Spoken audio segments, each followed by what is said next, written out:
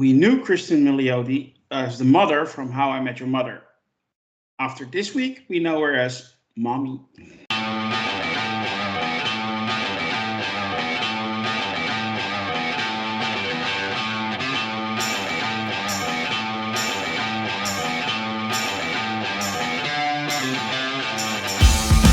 This is the Review of Champions, and I'm your host, Grandmaster. With me is a powerful panel made up of the finest champions Sakar has to offer. Let me introduce them to you. Voice only, we have Mr. Lord Deathman. How are you, man? Hey. Oh, it's hey. Okay, I thought it was he. But anyway, we have the original Mr. Taylor first. How are you? I'm excellent. We have Merv. How are you, man? I'm fantastic. And last but not least, the grand old lady from this podcast of champions, Lokismom. How are you? I'm doing grand and old. Still good. Today we're going to talk about episode 4 of the Penguin called Centani. But before we do, I want to ask you all to help us out. Like and share this video and subscribe to our channel. And join our forum at sakar.freeforums.net. You can talk to us directly on there. Do that. The discussion is live, people. Set up an account, get to know us, and join our show if you want to. It's possible. Consider this your final warning.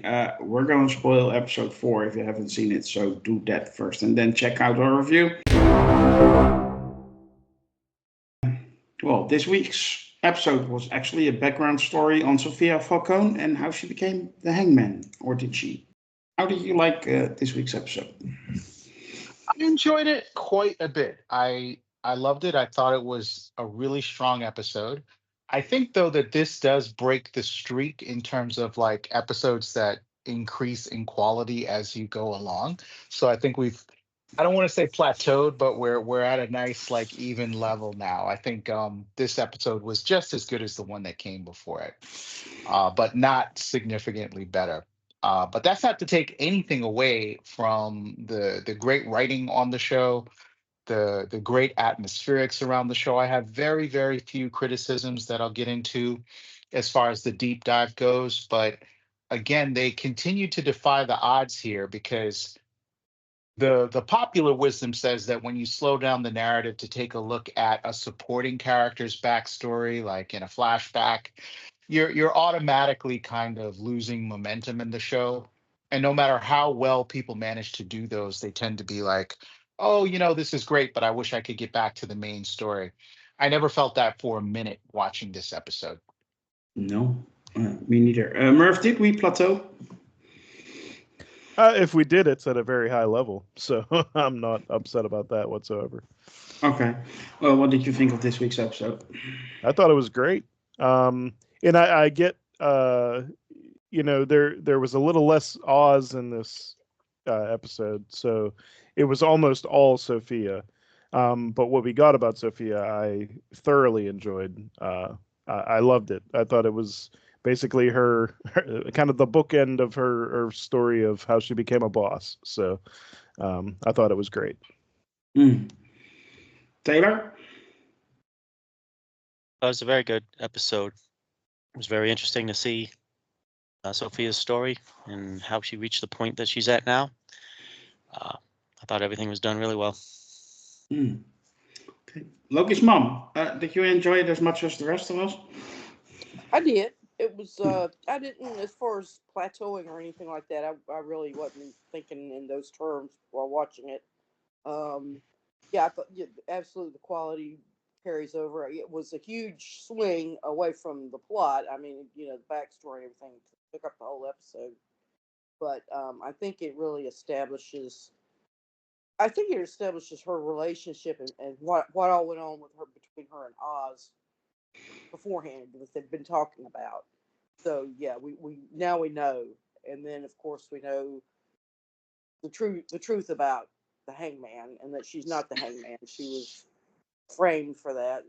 Of course, we think Carmine probably did the murders, but I'm not really sure if Carmine was the murderer, if he was covering up for Alberto. Yeah, well, we'll have to wait about that mystery later. I think we get more on that, but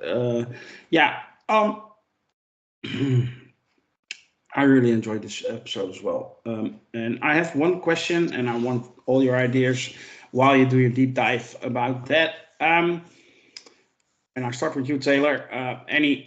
My first question is always: did you have any negatives about this episode, or you just want to rave about it?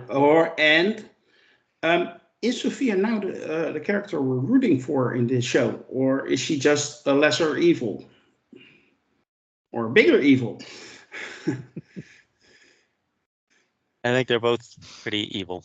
Okay. So I'm not really rooting for anybody other than, the Penguin is the Penguin. He's the classic Batman villain who we want to see more of in the future when Batman is around. So I guess I'm rooting for anybody. I guess it's the Penguin.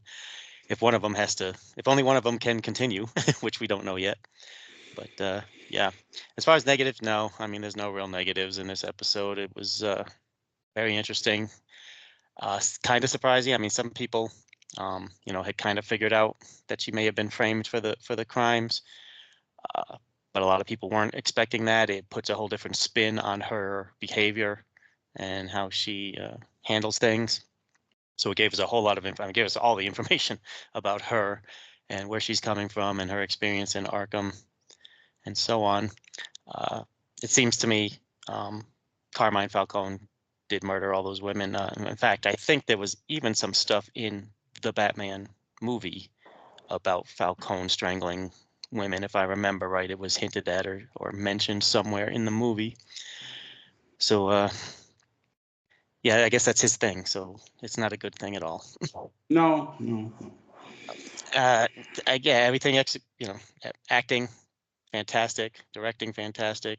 Everything's great. We saw why Oz abandoned her to the Maronis and at the end of the last episode, because the Maronis told Sophia that Penguin had betrayed her.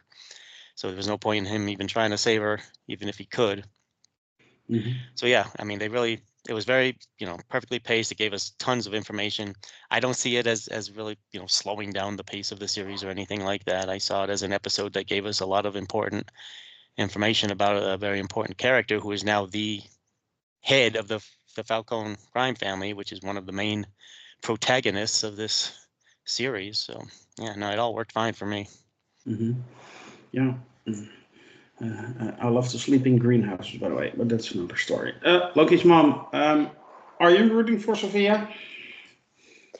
Well, no, she's pretty far gone, but I do have some empathy for her because we could see that um, how she was driven to this. She was driven crazy, driven insane by her father and the people in Arkham uh, Asylum. And you talk about who's the most evil between Sophia and Oz. Actually, it's Carmine. That's pretty evil to if there's a little criticism, Sophia's grown up thinking she's had this loving father. He's always been loving towards her, and yet here this man was willing to do that to his own flesh and blood. That's pretty damn. I can't even see Oz doing that. So yeah, he's the most despicable evil person I can think of in this whole situation right now. But yeah, no, I don't have any. I'm not rooting for her, but I have some sympathy for her. Okay. Overall, this episode, any highlights for you? Oh yeah, just again the acting. It was like we didn't get to see much of Colin Farrell in this, so it's mostly the actress playing Sophia that it was really showcased her. I mean, she was fantastic all the way through it. And then I think we also learned her doctor. I think he's pretty much manipulating her. He's probably still manipulating her, even though I think she's gone back to him. Maybe she can use him as part of her future crime empire, whatever she has plans. But yeah, just but the acting was brilliant. The story, the writing, everything. The ending was just, oh my god! And then that dress, she's got that classic sort of 30s looking dress on while she's gassing that the entire her family, and oh, that was just it's classic filmmaking right there. Hmm. Yeah, absolutely. Lord Deathman, you had some problems with this episode. Let me have it. They were mild problems, and really, this is just a sort of a matter of this is the way they kind of always handle things in the Batman universe. But when it comes to like her incarceration at Arkham and then interacting with some of the other inmates like Magpie, you always get this kind of cartoonishly large performance from people in insane asylums. Say that 3 times fast. But it just felt like out of place with the way the rest of the drama is kind of a little bit more grounded. I mean, you are seeing some fantastical and remarkable things and like horrific things happening, but using those kind of I'm insane voices and the exaggerated gestures and kind of like I'm like, is that really how everyone in an insane asylum behaves? Like every last person. But I couldn't tell you. anyway, I've never been there. and maybe it is. Maybe, 2 out of every 10 people do, but it is such an overused trope. And I just felt like the drama of this series is kind of above that, and they could have kind of gone a different way.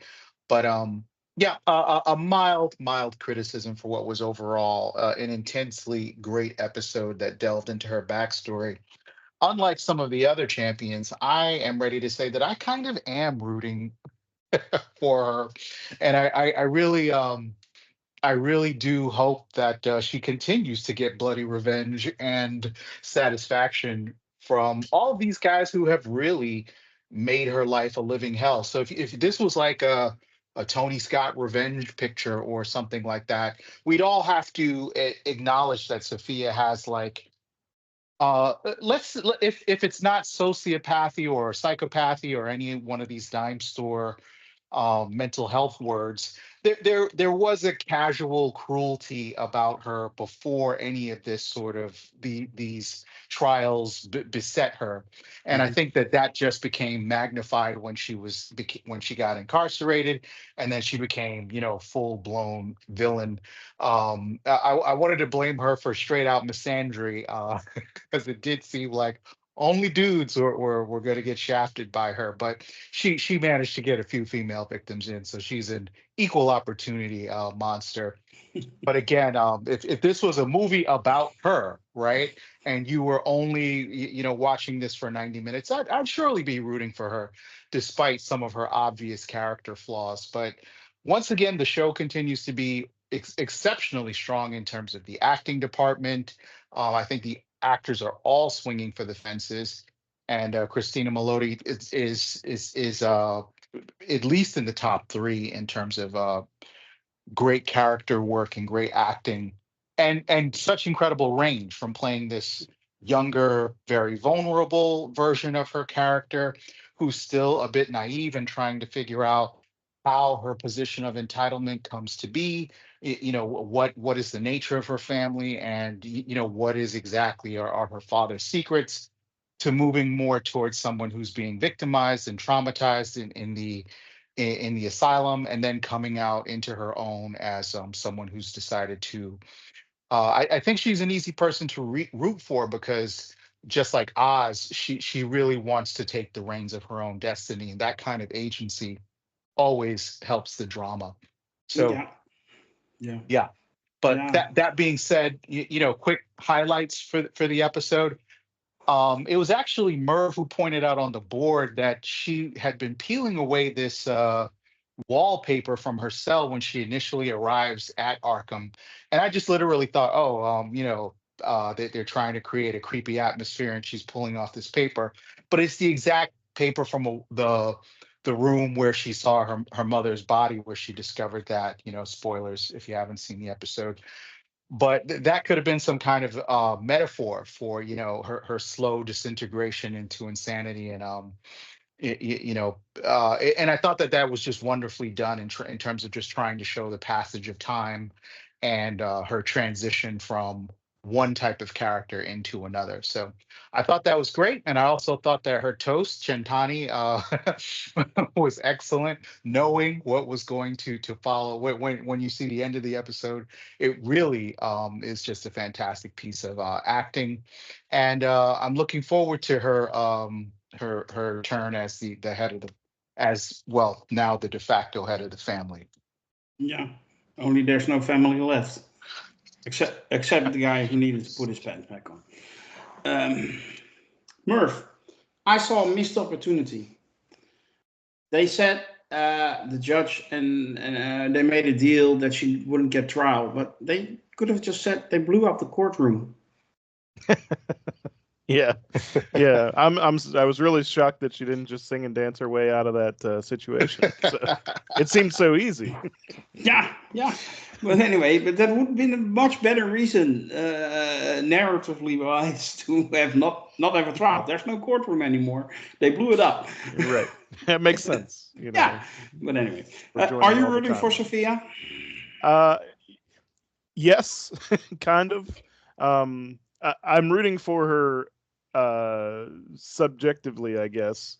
It's going to be not directly rooting for her against Oz, but after this episode, especially, like there's so many soft spots to her character that you can latch on to. Even in the end, whenever she's massacring everyone, she still saves the kid, and there's like a little bit of morality there still. Even if she kills everyone else, she's gonna save the little girl because she's an Yeah, innocent. but they did her wrong. The kid didn't do anything wrong. That's what I mean. Like, Yeah. she's not totally gone. No. Let me put it this way. I don't know that the penguin would have saved the kid. I'll just throw that out there. He would have saved his mother. He would have saved his mother, but I don't know that he would do that for many other people in the world. And that's why I like that character too, because he's an interesting one to follow. Mm-hmm. So, any negatives for you in this episode?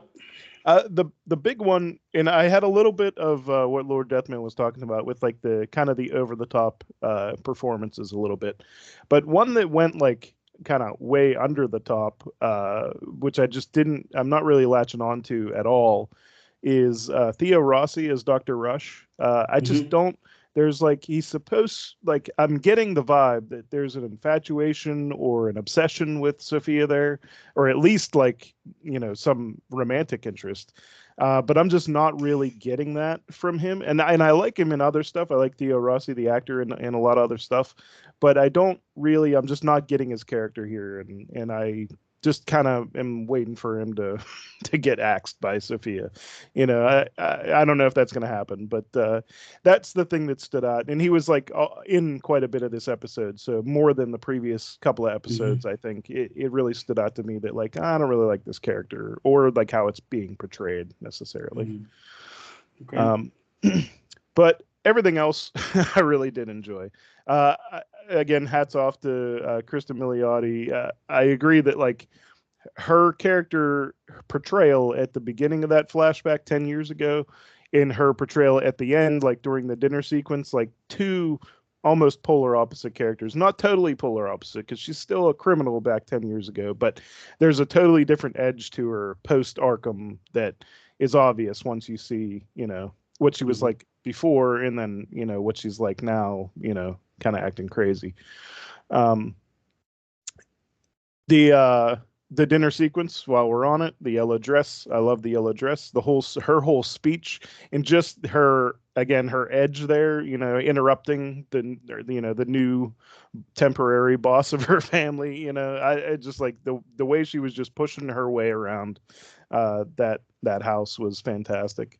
And then her joy at skipping around and checking, making sure everyone was deceased as she checked the different bedrooms. And then, obviously there's at least one guy still alive. So we'll see where that goes.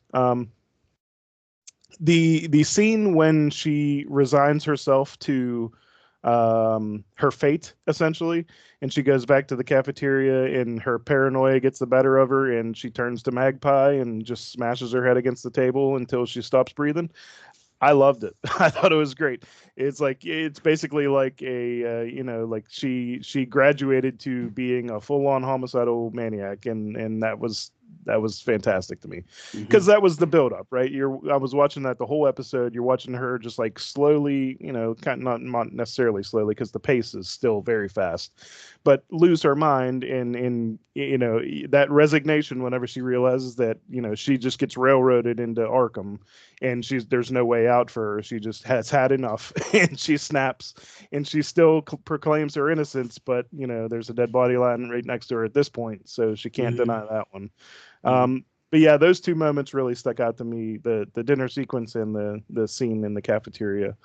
But the whole episode as a whole, it propels. It's another one. Last week was it propelled Vic into like pretty important character in the series, and this just Mhm. makes this episode barely featured Oz, and I didn't miss him hardly at all. That's a little bit of a knock, I guess you could say, because like the first couple really it did a really good balance, I thought, between Oz and Sophia. And this one, you get to see a little bit of who Oz was, but that's really it. You don't get to see him as he currently is. Um, but I thought coming back to Oz, like the whole landscape around him changes in the Falcone family at this point. You know what I mean? Like he's got nobody to turn to now on the Falcone side. And we already know that the whatever the other family name is, they're already after him. Maroni. They wanted, yeah, Maroni. They wanted to shoot him in the head, already. So it really just puts Oz in an interesting position going into next week. So I really enjoyed this episode. I hear that. Lokismom, you had a follow. Yeah, talking about rooting for Sophia, and I guess I'm not objecting to that, but yeah, because she got revenge on the people who signed all those affidavits to put her in Arkham, but um, she also took that child's mother. So just like she lost her mother as a young girl, now that child has lost her mother. Yeah. And did Sophia consider that just like everybody in that family, they were under a very evil, ruthless man's thumb? So did they sign them voluntarily or not? She didn't question that. So I think that's a big knock towards her Yeah. her our sympathy for her avenging. I mean, yeah, I get it, but still, I don't think you should give her any points for that, because they deserved it. That type of deal. But anyway, that's just all I wanted to add. Yeah, I get. I mean, she was next in line, designated by Carmine to take over the family once he was gone. And she was happy about that. I mean, she was aiming to become a criminal, but to see how she was treated and how that made her descend, if you want, into madness, into a killing spree. I understood why she did it, and Oh yeah, that made me sympathetic towards her. That's why I was like, "Hey, am I rooting for Sophia in this series?" And my question for you was based on that. Merv. Yeah, I just wanted to say, like, this show's about criminals, so obviously, objectively, as if I were a citizen in Gotham, all these people are evil. They're all bad, and they should all go to prison. But because we're following the perspective of, people in, this position, like that's kind of where the empathy or sympathy comes from. It's not to say that her actions are justified or even the right thing to Mhm. do. It's just we're following it from a skewed perspective already. So it's again, it's likening it to the Sopranos. It's like watching the Sopranos and rooting for certain mafiosos against other ones. It's just Mhm. they're all bad objectively, but yeah. you Well, know yeah, well, root for them, but then you feel like you need to take a shower after right. rooting for them. Lord Deathman. Yeah, I felt like there might be, like, this might be a situation where you have to kind of look at the inherent difference between a bad person and someone who's doing bad things. And she really does blur the line, which is what makes her character so interesting. And I also just wanted to point out that I think during her incarceration, what really broke her is just really having to face the truth of what happened to her mother and all of those other women. It became less ambiguous in her mind when she had all of this time alone to sort of contemplate it. Hmm. Yeah, I agree. I think this is just a testament of how well written the show actually is and how well acted the show actually is. That you have these kind of discussions. There were all kinds of interesting discussions on the board this week about this show, and I could see a lot of point of views, but that's why I think this is one of the best shows when it comes to writing since Andor, I think. I agree. Yeah, you agree? Ah, good. At least somebody agrees with me for once. Okay, let's just move on to a rating.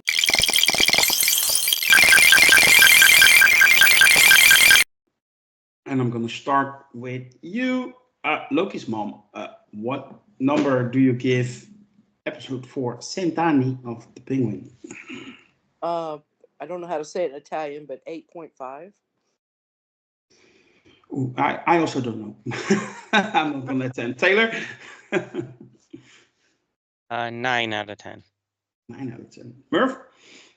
To speak Italian, you just got to use your hands more, which Sofia is doing a lot of, if you haven't noticed. Pay attention to her hands next time she's talking. She uses them for everything. 9 out of 10. Okay, Lord Deathman. Well, I believe Centani means 100 years, like Correct. good luck for 100 years. So I'm going to give this episode 90 years. I'm going to give it 9 decades out of 100 years. Oh. Okay, I join you. Give it a 9 out of 10. Love this episode. I didn't feel like it slowed down at any level during this episode. I thought it was fantastic. And I hope the show continues that way. Speaking of which, we're halfway. So I hope they keep this up. That will conclude this review of Champions for episode 4, called Sent Ani of the Penguin. We hope you have enjoyed our discussion today. If you did, help us out. Like and share this video, subscribe to our YouTube channel, and join our forum at sokar.freeforums.net. We would love it if you do that. Next week, of course, we will be talking about episode 5, and you can also check out our other review series for Agatha All Along. And in 2 weeks' time, I think we will drop the next episode in our Star Trek project, and we're going for the next generation. Then people, be on the lookout for that. For now, I want to thank you all, also on behalf of our champions, and we should always walk steady. Bye.